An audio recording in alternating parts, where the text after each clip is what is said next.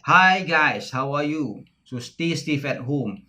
Today we are going to start back the class. It's almost 2 months that we don't meet. So I miss you a lot. I miss UM a lot. Today we are going to discuss chapter 7. It's about web server. I will just go to my online learning, get my PowerPoint slide. Chapter 7 is about web server. So let's start the class.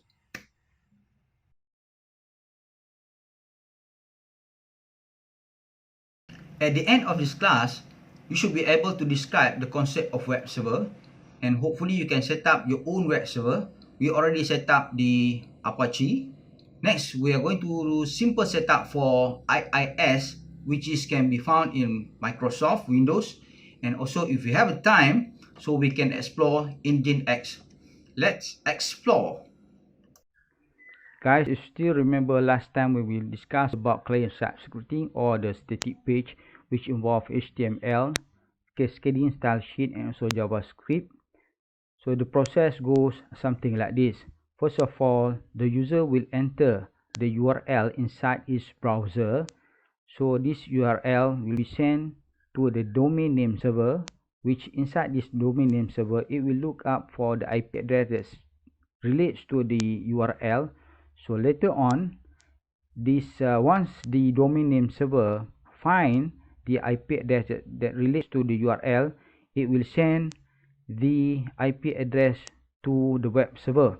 Once the web server receive the request from the web browser, so what it did is that it will look up the specific file, especially the index file that relates to the URL. Once it finds the file, it will return back the index file into the web browser requested by the user. So once the index HTML file is received by the web browser, it will be displayed inside the user's browser. Now let's look at the server-side scripting, which is a little bit different than what you can find inside the client-side structure.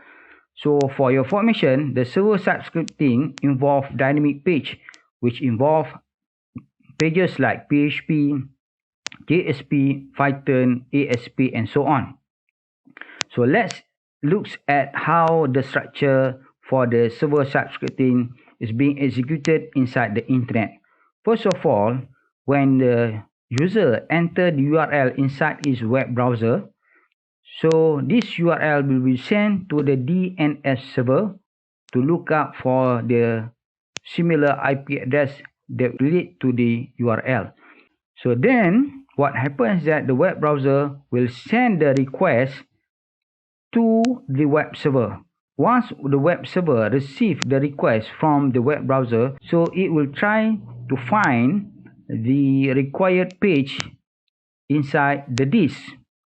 So since this is a server-side scripting which involve some scripting such as PHP, so what the web server did is that it will look for the PHP script.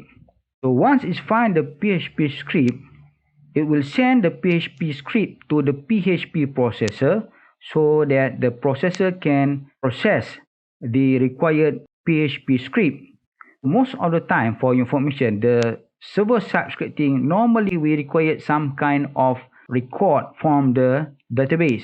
So in this case, what happens is that this PHP script, which is being processed by the PHP processor, the script will be executed as a SQL inside the MySQL database.